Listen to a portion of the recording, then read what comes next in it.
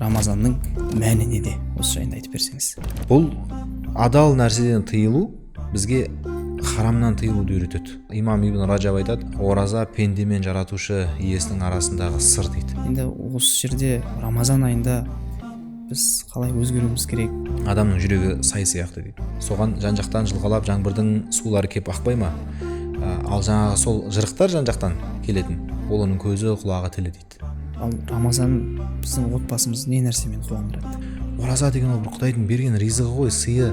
Бұл айда біз мұсылмандар қуанады деген сияқты өз тіліңмен балаларыңа үйрет та. Рамазан екенін сезіндір. Адам баласының ұрпағына қалдырып кететін ең жақсы дүниясы ол салиқалы тәрбиесі дейді.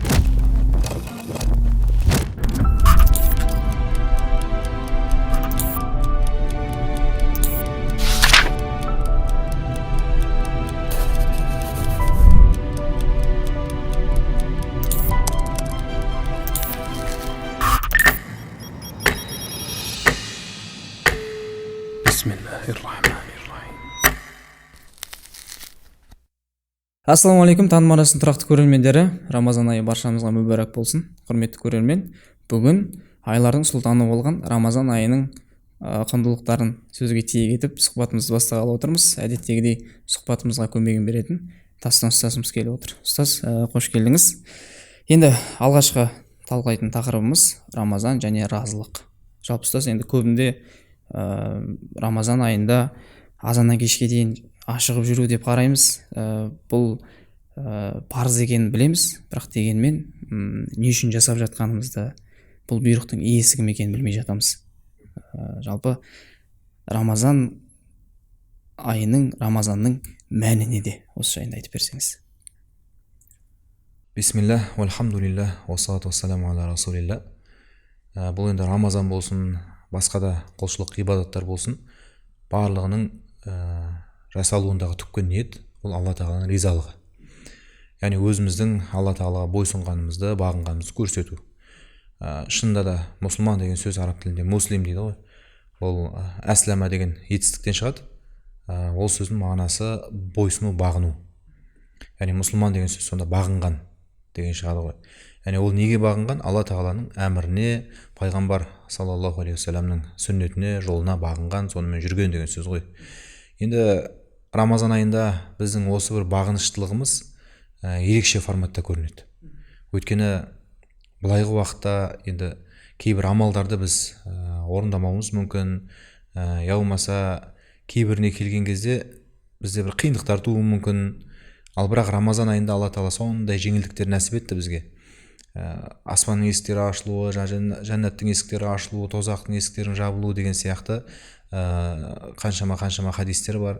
Сол сияқты шайтанның шынжырлануы, одан бөлек яғни нәпсіге қарсы тұрудың біраз жеңілдейтіні, нәпсіге қарсы тұру жеңілдейді деген сөз, ол құлшылық ғибадаттар оңайлайды деген сөз. Енді міне осындай айда Алла тағала әдейілеп жеңілдетіп беріп тұрғаннан кейін, енді біздің бойымыздан бірден бір көрінетін және Алла тағаланың соның бойымыздағы көрінген нәрсені қатты бір жақсы көретіні ол осы бір бағыныштылығымыз. Біз мұсылман болғаннан кейін ораза ұстаймыз. Бұл жерде мысалға біреулер түсінбеуі мүмкін. Сонда сенің азаннан кешке дейін аш жүргеніңнен, я болмаса шөлдегеннен кімге не пайда, кім не жақсылық көреді деген сияқты. Бізге маңыздысы бұл емес. Біз біріншіден нақты Құранның аятымен, пайғамбар саллаллаху алейхи вассаламның хадисімен танысқан кезде білдік. Бұл Рамазан айында ораза ұстаудың парыз екені және оның дәл осындай бейнеде жүзеге асатынын білдік қой. Бізге сол жеткілікті. Ал енді Алла тағала нені бұйырады, қалай бұйырады, біз оны тек орындауға міндеттіміз. Сондықтан кейбіреулер енді жаңағыдай садақа берген кезде мысалға неге мен оған беруім керек, неге ол өзі таппайды, неге Алла тағала бірден соған өзіне бере салмайды деген сияқты мысалға кейбір жерде оразаның мәнін, кейбір жерде садақаның мәнін түсінбей жатқан болуы мүмкін. Алайда Алла тағаланың бұйрығы екен, яғни бұны кім бұйырып жатыр деген сияқты мағынада түсінген уақытта оған барлығы да қонымды, барлығы да түсінікті болады. Сондықтан бұл ораза Алла тағаланың ризалығы үшін ұсталатын амал. Имам Ибн Раджаб айтады, ораза пенде мен жаратушы иесінің арасындағы сыр дейді. Яғни шынымен де әдетте ораза неден тұрады? Біріншіден ниеттен тұрады. Бәріміз ниет етеміз. Ниеттің қандай екенін, оның бар жоғын адам баласы біле алмайды. Мысалға мен сенің ниетіңді біле алмаймын, ойыңды оқи алмаймын деген сияқты ғой. Екіншіден, оразада тыйылатын істер жаңағы су ішу, тамақ жеу, ерлі зайыптылардың арасындағы қарым қатынастың жаңағы түнгі қарым қатынастың тоқтауы деген сияқты мәселелер, бұл да әдетте адамдардың өзінің үйінде, шаңырағында, яғни оңашада болатын істер ғой. Мысалға менің бүгін обед ішкенімді ішпегенімді білмейсің ғой сен. Сол сияқты бұл да жасырын істер болғандықтан, яғни оны тек қана Алла тағала бақылап, қадағалап тұр, ол сондықтан ғана тыйылып тұр да. Әйтпесе былай ол мысалға арасында білдіртпей су ішіп жіберсе, немесе кейбір оразаның тыйымдарын бұзып жіберсе, оны ешкім біліп жатқан жоқ қой. Оны сонда не ұстап тұр? Оны тек Алла тағаланы көріп тұрғаны, естіп тұрғаны, біліп тұрғаны ғана ұстап тұр да. Демек иманды шындайтын, оны қайрайтын және оның шынайылығын тексеретін бірден бір амал ол ораза да. Міне оразаны біз Раббымыздың бұйрығы болғаны үшін ұстаймыз. Барлық амалдарда да негізі солай болу керек. Әрине оның ар жағында бізге пайдалар көп. Оразаның да пайдасы бар, дүниелік пайдасы бар, ақиреттік пайдасы бар, намаздың да, садақаның да, мысалы денсаулығының жақсаруы, байлығының көбеюі, мал дүниенің сақталуы деген сияқты қаншама дүниелік пайдалар бар, ақиреттік пайдасын айтпағанда. Бірақ біз ол үшін емес, бірінші кезекте Алла тағаланың ризалығы үшін ұстаймыз. Өйткені құлдық міндетіміз да бірінші. Иә, керемет ұстаз. Енді жалпы Рамазан айының негізгі мәні мен құндылығы жайлы жақсылап түсіндіріп бердіңіз. Енді Рамазан ең әуелі өзгерістер мезгілі. Енді осы жерде Рамазан айында біз қалай өзгеруіміз керек? Осы тұрғысында айтып берсеңіз. Рамазанның ең үлкен бізге беретін сабағы ол тыйылу ғой. Мысалға жаңағы айтқан судан, тамақтан тыйып жатырмыз. Былайғы уақытта ол бізге рұқсат етілген су, тамақ. Оны сен күндіз жеймін дейсің ба, түнде жеймін дейсің ба, күніне 3 рет, 5 рет жейсің ба, оны өзің білесің, шектеу қоймайды шариғат. Бірақ Рамазан айы келген кезде азаннан кешке дейін саған бұл нәрсенің барлығын тыйып тастайды. Неге? Адам тыйымды үйрену керек дейді. Ғалымдар айтады, сен Рамазанда судан тыйылып жүрген кезде, сен басқа былайғы уақытта алкогольдік ішімдіктер бар, жаңа есті кетіретін есірткілер бар, соның барлығынан тыйылу керек екенін түсінесің дейді. Және үйренесің. Сол сияқты Рамазанда сен ішіп жемнен, тамақтан тыйылып жүрген кезде, сен басқа уақыттағы күнәлар, харамдар бар ғой. Харам етілген істер, жаңа пара беру, пара алу деген сияқты, тағы да басқа, соның харам екенін, содан тыйылу керек екеніңді қаттырақ ұғасың. Рамазанда сен өзіңе адал болған жұбайыңа түнде қосылуды харам еткен уақытта, былайғы уақыттағы зина сияқты, енді ойнас дейді ғой, сондай некесіз тыйым салынған қарым қатынастардың харам екенін түсінесің. Яғни бұл адал нәрседен тыйылу бізге харамнан тыйылуды үйретеді. Яғни адамды тыйылу жағынан, тыйылу дегенде өзін өзі ұстау ғой, осыны үйретеді. Біз осы жағынан өзгеруіміз керек Рамазан айында.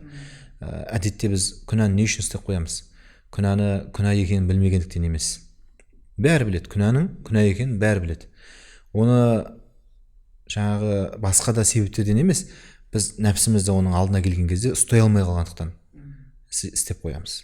Шыдай алмай қаласың былайша айтқан кезде. Ал Рамазан нағыз соны үйрететін айда. Сондықтан да Рамазандағы өзгеріс ол адамның жақсылық пен жамандықты таңдауындағы және дұрыс пен бұрысты білуіндегі, сондай-ақ Алла тағаланың рұқсат еткен ісімен рұқсат етпеген ісіне бағынуындағы өзгерістерді үйретеді, алып келеді. Сол үшін адам осы айдың көмегімен әрбір сөзін, әрбір іс-әрекетін бағамдап, өлшеп, саралап жүруге үйрену керек та. Мысалға, оразада қазір сұрақтар көбейеді. Түкірік жұтса бола ма, ұйықтаса бола ма, бүйтсем бұзылып кетпей ма, өтсем бұзылып кетпей ма? Неге ондай сұрақтар көбейеді? Адам уайымдап тұр ғой. Ұстап жүрген менің оразам, ғибадатым далаға кетпей ма деп уайымдап тұр да, ашығып шөлдеп жүргенім кешке дейін құр босқа кетпей ма деп уайымдап тұр. Ал енді сен былайынша уақытта сөйтіп жүрші, қалған 11 уақытта. Қазір мен бүйтсем, бұл дінге қарсы емес пе? Қазір мен мынаны істесем, мен діннен шығып кетпеймін ба? Қазір бұлай деп айтсам, күнә жазылып қалмай ма? Енді сен мұсылмансың ғой, мұсылман болып, осы ислам дінін өзің ерік қалауымен, жүрегіңнің таңдауымен ұстадың. Енді осы мұсылмандығымды ұстап жүрмін ғой мен. Енді мына нәрсені істесем, ананы істесем, осы мұсылмандығыма кір келмей ма, бұзылып кетпей ма деген нәрсені үйретеді да. Яғни адам соған қарай өзгеру керек. Таразысы пайда болады адамның. Рамазан айын ұстау арқылы адамда жақсылық пен жамандықты өлшейтін таразы пайда болады. Онан кейін ол оразада сақ жүрген сияқты қалған кезде де сақ жүру керек. Өткенде біз жалпы сөздерімізде айтып жүрміз ғой. Сахабалар 6 ай бойы күтіп, 6 ай бойы шығарып салған оразаны деп. Сол кездегі мынау шығарып салған деген сөздің мағынасында мынадай мән жатыр. Кешегі мынау 30 күн бойы ұстаған оразам ертең жел күшіп кетпесін деп, далаға кетпесін деп, соған кереғар келетін іс-әрекеттерден сақтанып жүрген. Қараңыз, Рамазаннан шыққаннан кейін де 6 ай бойы жаңағыдай оразадағыдай сақтықпен жүрген. Неге? Кешегі оразаны бұзып алмау үшін. Кешегі оразаның сауабын жойып алмау үшін да.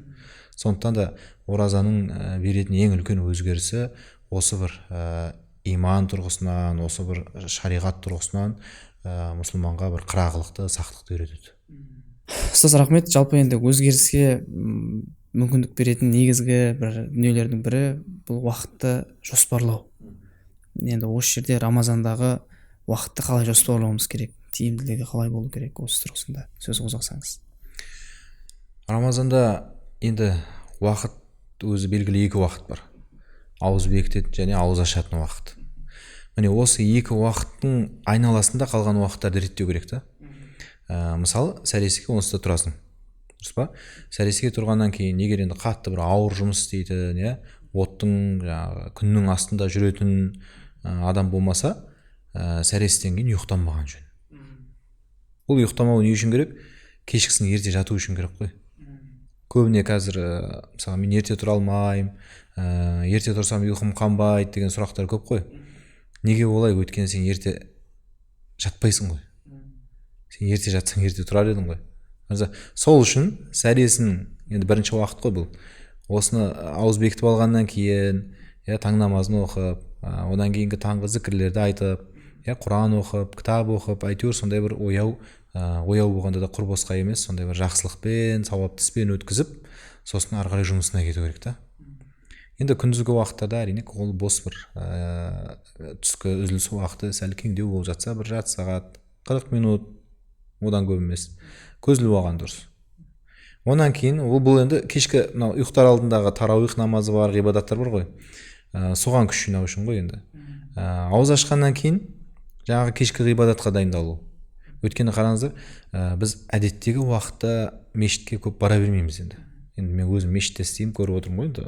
Құптанға қанша адам келеді, басқа намазға қанша адам келеді, жұмаға қанша келеді. Бізде барлық статистика бар ғой, ауызша. Сондай болғаннан кейін Рамазан айында барлығы тарауих намазына қатысуға тырысады. Сол үшін өзі енді тарауих намазы Рамазанда ғана оқылады ғой. Соны тиімді пайдалану керек та. Ауыз ашарда көп тамақтанумен, тамақтанғаннан кейін құр әңгімемен немесе бос іспен айналысып өткізбей, керісінше дәретін алып мешітке қарай дайындалған жөн да. Ал енді тарауих намазын оқығаннан онсыз да қазір 2 сағат, 1,5 сағат, кейде 1 сағат, енді әртүрлі жалпы алғанда ұзақ уақыт қой енді. Әдетте сен құптан намазын 15 минутта бітіресің, мешітке келіп оқығанның өзінде. Сондай болғаннан кейін енді дене шаршайды, адамның миы шаршайды, оның үстіне күндіз уақытқа ораза ұстап шаршаған тағы организм бар. Осының барлығын тынықтыру үшін осы тарауих намазынан кейін үйге барып дереу демалған дұрыс та. Ұйықтаған дұрыс былайша айтқан кезде. Түнгі ұйқысы дұрыс болса, оның күндізгі ғибадаты да дұрыс болады, бүтін болады. Ал ұйқысы дұрыс болмай, шаршап жүрген адамнан бір жақсы бір ғибадат та шықпайды.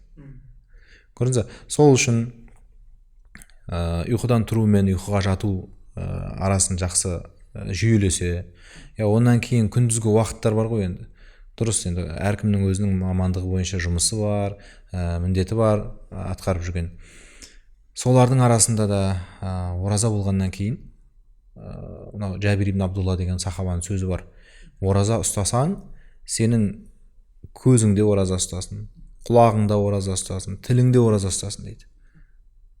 Бұл күндізгі уақытта анаған мынаған қарап, немесе жаңағы ананы мынаны көріп, әсіресе тыйым салынған, харам етілген ұятсыз, жаңағы арсыз нәрселерді көріп, сол сияқты біреу бірдеңе айтып жатса, ойбай не дейді деп, жаңағы өсек аян ғой енді, ғайбат. соған бірден құлақ сала кетіп тыңдап, я болмаса білсін білмесін өзі де соны ой қосып сөйлеп, біреудің өмірін талқылап, тағы басқа осы енді основной источниктер енді көз, құлақ, тіл ғой. Адамға жан-жақтан күреп жақсылықты да жамандықты да алып келетін. Соны және жүрегіне құяды да. Имам Ибн Хумам айтады, адамның жүрегі сай сияқты дейді. Жаңа далада бір сай болады, ойық. Соған жан-жақтан жылғалап жаңбырдың сулары кеп ақпай ма? Ал жаңағы сол жырықтар жан-жақтан келетін, ол оның көзі, құлағы, тілі дейді. Яғни сен айналаңнан көзіңмен, құлағыңмен, тіліңмен не жинайсың, сол жүрегіңе барып түседі. Жүрегіңдегі сайға сенің таптаза мөлдір су жиналып жатыр ма? Жоқ әлде аннан-мыннан жаңағы кірдің, қоқыстың жаңағы лай болған су жиналып жатыр ма? Міне осы да өзімізге байланысты осы ең негізгі үш бұлағымыз. Осыған мән беру керек. Және айтады жаңағы Жабир ибн Абдулла сөзінің жалғасында, ораза ұстаған күніңді сондай салмақты байсалды бол дейді. Сенің ораза ұстаған күнің мен ұстамаған күнің бірдей болып қалмасын дейді. Мысалға осыған дейін сөзіңе мән бермей, көзіңді тыймай, не болса соны тыңдап жүрген болсаң, мысалға Рамазан айында дәл солай жүрме. Рамазан екенін сен бірінші өзің сезін дейді. Бүкіл дене мүшең сезінсін сенің дейді. Міне сондай күйде жүру керек та күндізгі уақытта. Ол үшін не істеу керек? Босап қалған уақыттар бар ғой, арасындағы мынау біз әйгілі хадис көбіміз айтып жүрген соның бір мағынасын мен негізі оқыған едім. Жаңағы адамдар қадіріне жете бермейтін екі нығмет бар, бірі бос уақыт болса, екінші денсаулық дейді ғой. Осы жердегі бос уақыт дегенді кейбір ғалымдар түсіндіреді. Ол қай кезде адам бос уақыты болады? Мысалға сен бос уақытың қашан? Иә. Жоқ қой, ондай болмайды ғой адамда бос уақыт. Сен не тамақтанып жатасың, не жұмыс істеп жатасың, не демалып жатасың, ол да бос уақыт емес қой, ұйықтайсың ғой, енді өзің организмің керекті, қажетті жаңағы сұранысын бересің. Сонда бұл жердегі бос уақыт деген адам бүйтіп айлап жатып қалатын кез емес дейді ол. Ол күндегі мына уақыт аралықтар дейді. Мысалға жұмысқа ерте барып қойдың, жарты сағат уақытың бос. Үйге ерте келіп қойдың, әлі кешкі асқа дейін бір 40 минут бос уақытың бар. Көрдің бе? Сен жұмыстан келдің, қазір тамақ ішейін деп жатсың, кешкі асыңды. Екі ортада 40 минут уақыт бар. Ол еш нәрсемен толып тұрған жоқ. Міне сол уақыттарды толтыру деп тұр ғой. Ол сенде күндіз қанша жерде болады ол. Түскі астың кезінде болуы мүмкін. Иә, мысалға тағы да басқа бір кезек күтіп қалған кезде, байда Рида Дақиқи деген ұстазым айтатын. Алматыда Нұрмураг университетінде Египеттен келіп контрактымен сабақ берген мысырлық араб ұстаз ғой. Мынау сенде де Алматыда уақыт өте көп қой дейді. Кептелісте тұрасыңдар ғой дейді мысалға. Иә, сол кездерде немесе бір жерге барып кезек күтіп қаласың отырып. Сол кездерде жаймен қолыңа тәсбих алып, субханалла, альхамдулилля деп айта берсең, миллиондап сауап жинап тастайсың ғой бір күнде дейді. Арадағы бос уақыттар сол да. Ал егер осы бос уақыттарды біз жаңағыдай зікірмен, тасбихпен, истихфармен, салауатпен, сондай бір пайдалы, сауапты сөздермен толтырмайтын болсақ, ол белгілі. Ол жаңағы айтылған күнәмен, ғайбатпен, өсекпен, өтірікпен, білмейтін, өзіне қатысы жоқ нәрселерді айтумен толып кетеді да. Күндізгі уақытын осылай жүйелеген жөн. Ең бастысы сәресінде дұрыс тамақтанып, ұйқысы дұрыс болса, қалғанның барлығы ол дұрыс болады. Рахмет ұстаз. Енді бір күн жоспарлауға, күн жүйелеуге бір лайфхак дейді ғой, енді қазіргі тілмен айтқанда бір жақсы бір кеңестерді ұсынып жатырсыз. Енді ұстаз, келесі тақырып жаңа өзіңіз осы өзгеріс пен уақытқа байланысты сөзді қозғадық. Енді осы Рамазан айындағы көркем мінезге тоқталсақ, енді Рамазан айы біз үшін, мұсылмандар үшін сабырлықты үйретеді ғой енді. Енді осы тұста Рамазан айындағы көркем мінездерге қалай ие боламыз? Рамазан сол аймен тұрған сабыр ғой. Ғалымдарымыз айтады, Рамазан айында сабырдың өзі 3 түрі болатын болса, соның 3-і де бар дейді. Бірінші түрі күнәға сабыр ету. Яғни күнә істемей соған шыдау. Мысалға Рамазан айында күнәміз жаңағы ішіп жем ғой енді. Былайынша уақытта адал болғанымен, Рамазанның күндізінде ол күнә істесең. Екіншіден құлшылық, ғибадатқа сабыр ету дейді. Енді сен ұстап жүрген оразаңды бұзбай алып жүресің ғой. Үшіншісі қиындыққа сабыр ету. Өз діндегі жалпы сабырдың 3 түрі ғой. Қиындық деп отырғанымыз Рамазанда енді қарның ашады, шаршайсың, шөлдейсің, ұйқың келеді деген сияқты, соның бәріне сабыр етесің ғой. Осының 3-і де Рамазанда бар дейді. және Рамазанның бізге беретін ең үлкен пайдасы ол мінез құлықты жөндеу. Не үшін сахабалар мына нәрсеге назар аудартқызады? Анас ибн Малик, қателеспесем, пайғамбарымыз саллаллаху алейхи вассалам онсыз да жомарт адам еді дейді. Береген, қолы ашық кісі болғанда. Жаңағы ақын шайырларының бір сөзі бар ғой, ол ешқашан ешкімге жоқ деп айтпайтын. Егер мынау намаздағы әттахияттағы ашхаду алла илаха иллалла деп оқимыз ғой, алладан басқа құдай жоқ деген сол сөз болмағанда, яғни намаздағы сол сөзді айту керек болмағанда, ол өмірінде жоқ деп айтпайтын еді дейді. Жоқ деп бір жерде айтады, онда да намазда деп тұр ғой, онда да құдайдан, алладан басқа құдай жоқ деп айтады дейді. Яғни ол жоқ дегенді білмейді. Сондай жомарт адам дейді. Қазір енді жомарттықтың былайша айтқан кезде эталон ғой, ең биік дәрежесі. Бірақ сөйте тұра Рамазан айы келген кезде ол одан сайын жомарт болып кететін еді дейді. Яғни үйіріліп келіп жаңағы қою қара бұлт жаңбырды төгіп тастайды. Осылай сипаттайды Анас ибн Малик. Дәл сондай деңгейде дәрежеде жомарттанып кететін дейді одан сайын. Қараңыз, бұл нені көрсетеді? Енді мысалға пайғамбар саллаллаху алейхи вассаламды мына мінезі жаман еді, Рамазанда жақсы болады деп айта алмайды ғой. Өйткені пайғамбар саллаллаху алейхи вассалам: "Ва иннака ла ала хулуқин азим", сен бүкіл ұлы мінездердің үстіндесің, одан да асып кетесің деді да. Яғни мінез құлық тұрғысынан адамзат тарихындағы нөмір бірінші тұлға да пайғамбар саллаллаху алейхи вассалам. Соның өзі мінезі артып кетеді деп тұр, жақсылық жағы. Ал демек, біздің күнге салсақ, біз не үйренуіміз керек? Осы Рамазан айында жақсы мінез үйренуіміз керек деген сөз ғой. Мысалға, сен сабырсызсың ба, бағанағы Рамазан онсыз да саған сабырды үйретіп тастайды. Сәл сараңдығың бар ма? Рамазан айында пітір садақа деген бар. Оны есептейсің де, жан басына шағасың да, соны апарып бір мұқтаж адамға бересің. Қолың сәл ашылады. Онан кейін өзіңді ғана ойлап қалған өзімшіл дейді ғой енді қазір. Сондай адамсың ба? Рамазан айында қарның ашқан кезде, шаршаған кезде, жаңа қиындықтарға сабыр еткен кезде сен бұны былайынша уақытта сезініп жүрген адамдарды ойлай бастайсың. Сенде сәл жанашырлық, қамқорлық деген сезімдер пайда болады. Солай өзімен ғибадаттарды егер сен Рамазанда не үшін мынаны жаса, мынаны істе деп айта береді. Соның барлығын толық орындаған кезде әрқайсысы саған бір мінезді үйрете береді ғой. Әрқайсысы саған бір көркем мінез әкеле береді. Енді Рамазанда көркем мінезді егер былай ретпен жүйемен үйренетін болсақ, адам ақлақ ілімінде ат-тахлия, сосын жаңағы тахлия деген түсінік бар. Біріншісі арылу, яғни босату, екіншісі сонымен әдемілену, көмкеру. Арылу деген сен жаман мінезден құтыласың, орнына жақсы мінез келеді. Адам егер көркем мінезді болғысы келсе, бойындағы жаман мінезді құрта беру керек, болды. Мысалы айтайық, біреу өтірік айтады. Жаман мінез ғой, өтірікшілік әдет болып кеткен. Ол оны қойса кім болады? Шыншыл болады. Біреу сараң, өзге түгіл, өзінің ағайын туысына, бауырларына қимайды. Егер ол оны қойса кім болады? Жомарт болады. Сол сияқты, қандай жаман мінезді бойынан құртады, оның орнына жақсы мінез келеді ғой. Біреу мысалы тәкаппар, адам менсінбейді. Дүниесі үшін ба, басқа үшін ба, әйтеуір бір нәрсе оны түртіп жүр де тәкаппарланып жүр. Егер ол тәкаппарлығын қойса кім болады? Кішіпейіл болады. Көрдіңіз бе? Бұл жерде мінезді жөндеу деген тек сен бойыңдағы кемшілік мінездер, жаман мінездерді шетінен өшірсең астынан жаңа жақсы мінезін жазу шығады ғой. Жаңа өшір, астынан шыға береді жақсысы. Көрдіңіз бе? Сол үшін де адам Рамазан айына кіретін кезде бірден енді 15 жаман мінездің бір Рамазанда құтылады деп мен бұл жерде өтірік айтпай қояйын, сендірмей ақ қояйын. Бір әр кетсе 3 мінезін тауып алсын да өзінің.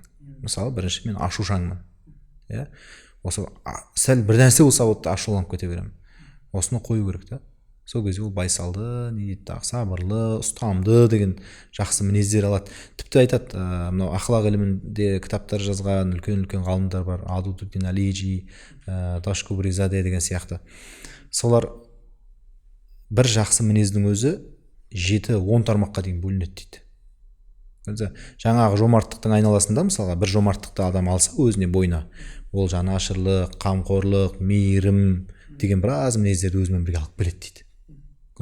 Сол сияқты жаңағы бір ғана ашушаңдықты қойса, ол жаңа сабырлық, ұстамдылық, байсалдылық, тағы не, ол үлкен көптеген жақсы мінезде ертіп келуі мүмкін орнына. сол үшін өзінің бір үш мінезін белгілеп алсын. Біреуін ашушаңдық дедік пе, екіншісі мысалға айтайық жаңағы сараңдық, мысалға келген, немесе қатыгездік. Осы мінездерді осы Рамазан айында сонымен жұмыс істесін. Пайғамбар саллаллаху алейхи вассалам өмірінен оқысын, сахабалардың өмірінен оқысын, қандай еді олар, бұл мінездің пайдаларын оқысын. Әрқайсысына мысалға Алланың уәдесі бар ғой, жұмсақ болғанға мен де жұмсақ боламын, Раббыларың жұмсақ, сендер де жұмсақ болыңдар деген сияқты. Алла тағала кімге жақсылық қаласа оның бойына жұмсақтық береді деген сияқты қаншама соның кемелдігін, көркемдігін, артықшылығын көрсететін риуаяттар, хадистер қаншама толып жатыр. Соның барлығын оқу арқылы болсын, осы Рамазанда өзіне белгілеп алған үш мінезден арылуға тырыссын. Сосын Рамазаннан кейін қарасын, ол не істедім мен, арылдым ба жоқ па. Ол сосын бағанағы айтқан әңгімеге қайтып оралайық. 6 ай бойы оразаны шығарып салатын еді деген. Ол бірден мысалға Рамазан айында енді ол әсердің үстінде жүреді. Күнде ауыз бекітеді, күнде ауыз ашады, мешітте күнде тараух оқиды, Құран тыңдайды, тарауқтың алдында күнде уағыз тыңдайды. Ол соның әсердің үстінде жүреді ол бір ай бойы. Ал ертең айттан кейін, аузын ашқаннан кейін, ана әсердің бәрі тарқағаннан кейін қайтадан сол баяғы сараңдығына, қайтадан сол баяғы арамдығына басуы мүмкін ол. Сол үшін 6 ай бойы шығарып салады деген әңгімені айтып жатыр ғой. Рамазанда жинаған жақсылығын 6 ай бойы былай төкпей шашпай сақтап жүреді, қорғап жүреді. 6 айдан кейін ол оның өміріне айналып кетеді, тағдырына айналып кетеді дейді, әдетіне айналып кетеді деген әңгімелер бар ғой. Солай да. Сондықтан осылай кәдімгі мақсатты түрде қағаз жүзінде өзіне белгілеп мақсат қойып, алдына бір жерге жапсырып қойып, осымен жұмыс істесе, бір Рамазанда 3 жаман мінезден құтылсаң, сен 10 Рамазанда 30 жаман мінезден құтыласың ғой. Өзі жаман мінездің саны сол 30-ға жете ма, Құдай біледі, аспай ма.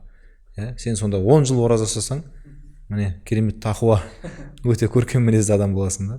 Бірақ босқа кетіп жатыр да біздің Рамазандарымыз. Тек әшейін ауыз жауып қойып, қайтадан кешкісін ашып қойып, білгенімізді істеп жүрміз. Ал пайғамбар саллаллаху алейхи вассалам айтады, кейбір ораза ұстаған адамдар бар, олардың оразадан тапқаны тек қана шөлдегені мен қарны ашқаны болуы мүмкін дейді. Бар тапқаның сол, шаршадың плюс. Бірақ сен андай жақсы мінездер алған жоқсың, жаман мінезден құтылған жоқсың. Мысалға сен Рамазанға дейін күніне бір түйір истиғфарда, бір түйір салауатта айтпайтын едің, оразадан кейін де сондайсың. Қалай? Сен Рамазан қалай кірдің, солай шықтың ғой. Ал сен Рамазанға дейін осындай еш нәрсе айтпайтын едің, Құран оқымайтын едің болып кіріп, оразадан кейін күніне бір бет Құран оқитын болып шықсаң, және сол кетсе солай ары қарай өміріңе әдетке. Келесі Рамазанда сен 2 бет оқитын боласың ғой. 3-ші Рамазанда, 10-ші Рамазанда сен 10 бет оқитын болып әдет айналдырасың да күніне. Көрдіңіз бе? Қалай кірдің, солай шығып жатсаң, онда сен оразаң бағанағы сипатталғандай хадистегі тек шөлдеу мен ашығу болып жатқан болуы мүмкін да. Міне соны ойлау керек. Бағана мәні неде, не үшін ұстаймыз дедік қой. Алла тағала бізді адам бол деді. Мен сендерді міне осылай жерге жібердім, періштедей пәк едіңдер, кейін дүния жинадыңдар, кір лас жинадыңдар, өздеріңше бір тәкаппарланып менің кейбір мінезіме таластыңдар дейді ғой. Енді соны сендерге тазалайтын, мен сендерге жаттығулар беріп жатырмын. Біреуі намаз деп аталады, біреуі ораза деп аталады. Сен бойыңды тазартады. Мен адам бол деген бұйрығыма көмектеседі бұл соны орындауға. Дәрілер ғой басшыға беріп жатыр. Біз оны ішіп жатқан жоқпыз да, оны пайдаланып жатқан жоқпыз. Егер олай болатын болса, онда мақсаты бағанағы мәні орындалып жатқан жоқ деген сөз да. Сондықтан осыған мән берсек, Рамазан бір сондай бір рух бітіп, сондай біз үшін бір тірі бір нәрсеге айналар еді. Тамаша ұстаз. Негізі енді барлығы осы Аллахтың жәрдемімен болып жатқан дүние ғой. Жаңа өзіңіз айтып жатсыз ғой, жаттығу беріп жатыр деген секілді. Ол бұны түсінген өте керемет негізі. Жаңа енді өзіңізде жақсы бір қазіргі тілмен айтқанда бір инсайттар дейді ғой. Жаңа 3 мінезді жазып қойып, онан құтылу деген секілді жақсы бір кеңестер айтып жатырсыз. Енді ұстаз, Рамазан айында мұсылмандар үшін бір қуандыратын бір 2 сәт, осы 2 сәт жайлы айтып берсеңіз. Пайғамбарымыз саллаллаху алейхи вассалам айтады, ораза ұстаған адамның 2 қуанышы бар, қос қуанышы бар дейді. Біріншісі аузын ашқан кезде, екіншісі қиямет күні Раббысына, яғни Алла тағалаға жолыққан кезде дейді. Осы жердегі аузын ашқан уақыттағы, яғни кешкісінгі ауыз ашар деп тұр ғой. қуануын әртүрлі түсіндірген ғалымдар. Біріншісі ол кәдімгі табиғи түрде пенде ретінде, адам ретінде қуануы. Яғни кешке дейін шөлдеп жүрдің, қарның ашып жүрді. Енді саған Алла тағаланың өзі рұқсат беріп тұр. Су іше алатын болдың, тамақ жейтін болдың да мысалға. Соған қуануы дейді. Екіншіден, осы бір ғибадатты бүгінгі әр Рамазанның күніне ниет етеді ғой, бөлек-бөлек. Әрқайсысы өйткені бөлек-бөлек ғибадат саналады. Бүгінгі ғибадатымды бүтін орындадым ау. Міне, соңына дейін жеткіздім. Кешкісін аман есен ауыз ашып отырмын. Ортада бұзып жіберген жоқпын, бұзылып кеткен жоқ та, деп соған қуануы дейді. Үшіншіден, ауыз ашар уақытында бір дұға қабыл болатын сәті бар дейді ғой. Я, сол ауыз ашар уақыт кіріп, міне, я Алла деп аузын ашып жатқан адам дұғасы қабыл. Сол үшін қуанады дейді. Міне, дұғам қабыл болатын болды деп. Ал енді жаңағы қиямет күнгі қуанышы ол енді белгілі ғой.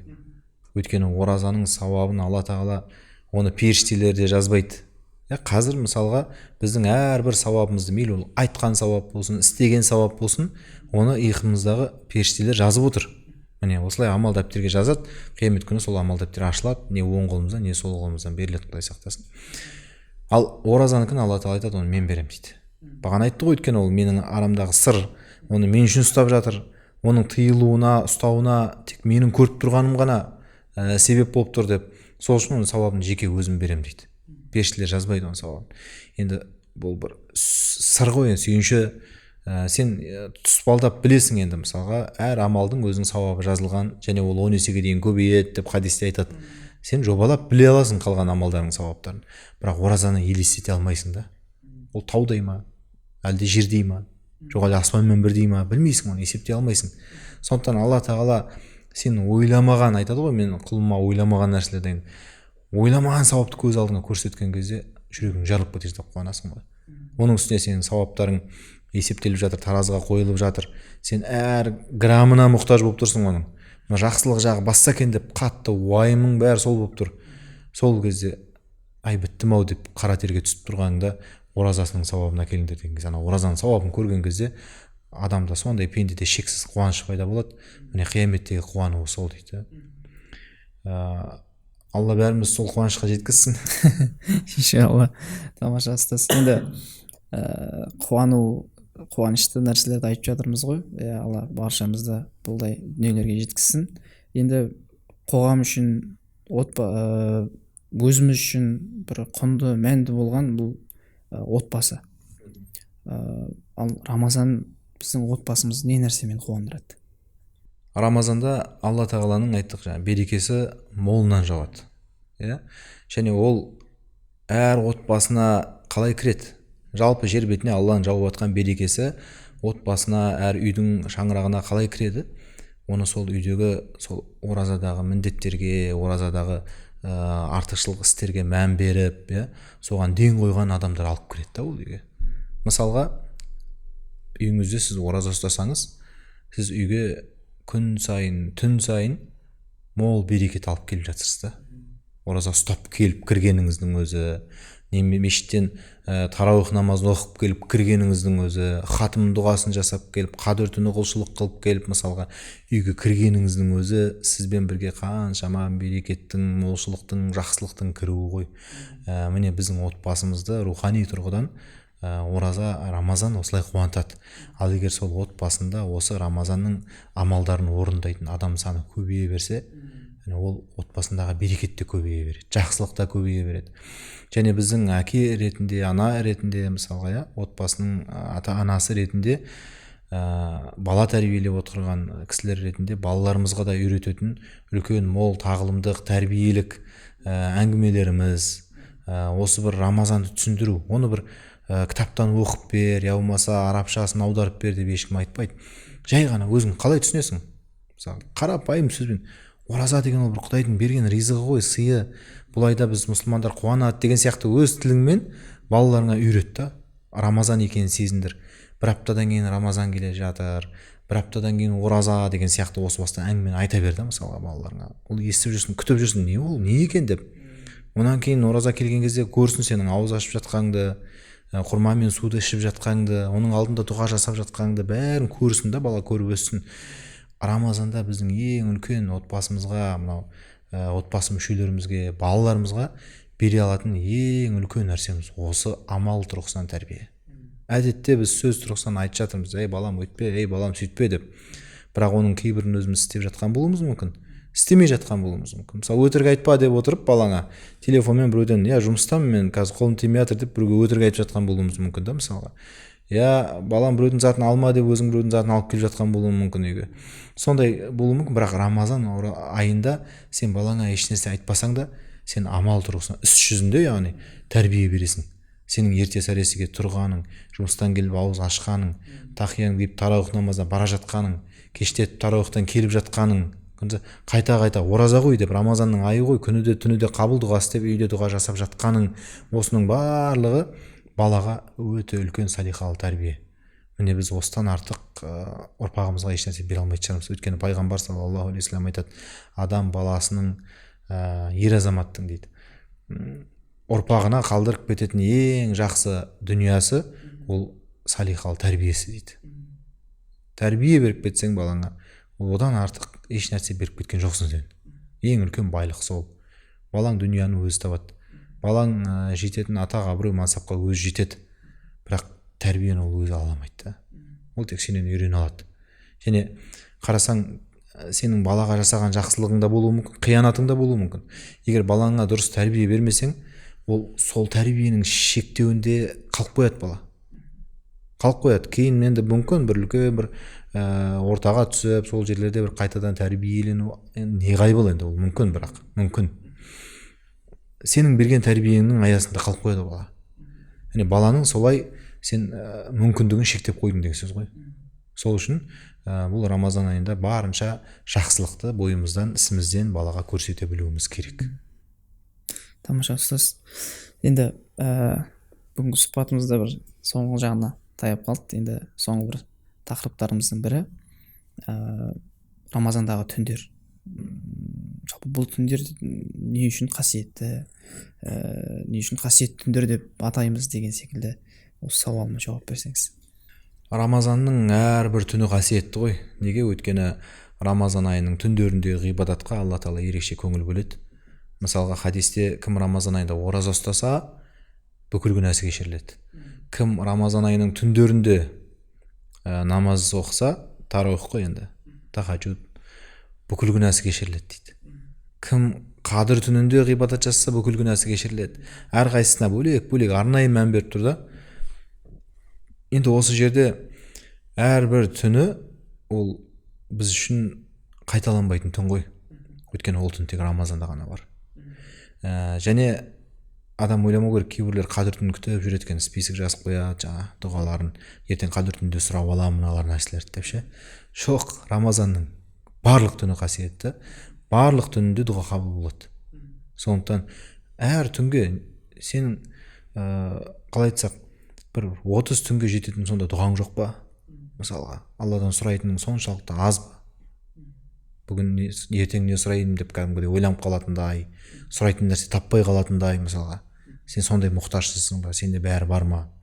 Мысалға, дүниелік ақыреттік тұрғыдан. Көп қой сұрайтын нәрсе. Сондықтан әр түнін қадір тұту керек та. Онан кейін енді әрине белгілі ол қадір түні. Қадір түні 1000 айдан да артық деп Құранда өзі айтып қойған Алла Тағала.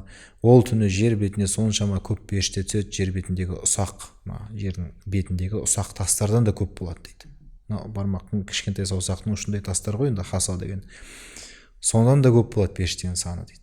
Періштелердің соншалықты мол жауы, ол ар жағында үлкен кешірім, біз үшін дұға, сенің жасаған дұғаңа әмин деуі, ол қаншама жақсылықтар жатыр артында. Сол үшін енді бұл айда сондай бір қадір түні деген қасиетті түн бар. Бұл түнде де арнайы дайындалған жөн. Жаңа дұға жағынан да, басқа жағынан да мысалға күтіп, ол күннің қашан екенін белгілі ғой осы бастан.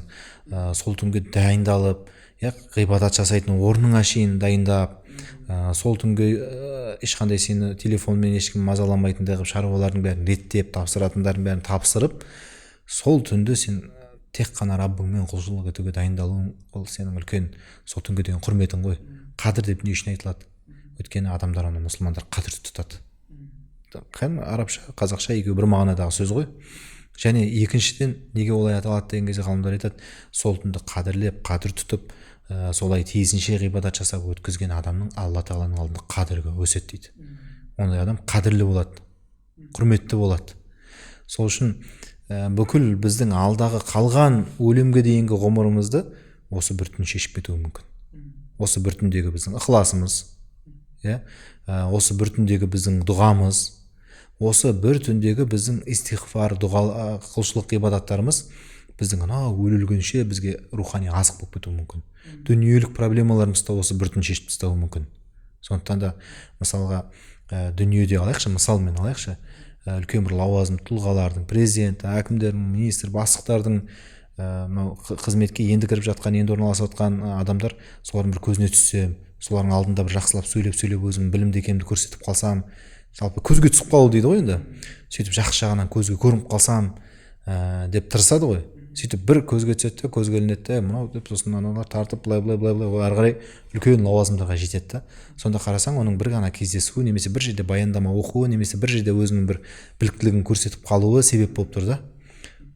Бұл енді алла тағалаға мысал келтіре алмаймыз. Бірақ сен алланың алдында қадір деп тұр ғой, қадірін көтеріп алатын мүмкіндік деп алланың өзі айтып тұр ғой солай. Енді осы түнде сен ары қарай ғұмырың соңына дейін алланың алдында өзіңнің қадіріңді көтеріп алуың мүмкін ғой. Ғұмырың соңына дейін сен дұғаларыңды шешіп алуың мүмкін ғой сол жерде. Ары қарай сенің бүкіл өмір бойы сұрай алмайтын нәрселеріңді сен осы жерде сұрап алуың мүмкін ғой. Алла әдейі айқара ашып тұр ғой өзінің бүкіл есіктерін да. Сол үшін Рамазанның қадір түні болсын, басқа түндері болсын, жалпы осы айды әсіресе түндерін неге түнге мән беріп тұрмыз, неге түн деп бөлек айтып тұр? Күндіз өткен адам дүниелік шаруалар бар. Сен жұмыс істейсің, нәпақа табасың, саудаңды жасайсың, бала шағаңа қарайсың, бағасың, ал түн бәрі жатады ғой, болды ғой. Сен қалдың ғой жалғыз өзің алла тағаламен. Міне әдейі сен құлшылыққа, дұғаға көбірек мән бере алатын уақыт ол түн болғаннан кейін көп нәрсені түнге жасырған да. Былайынша уақыттағы тағаджудты да түнге жасырған. Күндіз өткен әуре сарсаң дүние адам онымен әлек болады да. Құрметті көрермен, дастан рахмет. Бүгін келіп осындай дәрісіңізді біздің көрермендеріміз үшін түсінікті қылып, мән болсын, жалпы лайфхактармен болсын жеткізіп бергеніңізге алла разы болсын. Сізге арнамызға тіркеліп қойыңыздар. Таным арнасы, назарларыңызға рахмет.